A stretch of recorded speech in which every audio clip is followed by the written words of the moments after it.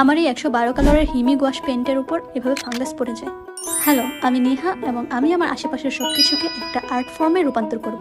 চলেন শুরু করা যাক। এটা আমার কাইন্ড অফ মিস্ট্রি বক্স, যেখানে আমি আমার পেন্সিল, কালার পেন্সিল, ব্রাশ সবকিছু একসাথে রাখি। অবশেষে আমি আমার পেন্টিংয়ের থিম বের করে ফেলেছি। তার জন্য আমার সবার আগে আঁকতে হবে একটি পদ্ম। পদ্ম আঁকতে আমি খুবই ভালোবাসি এবং এই পদ্মটা অনেক সুন্দর হয়েছে, কিন্তু ক্যানভাসের সাইজের তুলনায় আমি পদ্মটা অনেক বেশি বড় এঁকে ফেলেছিলাম।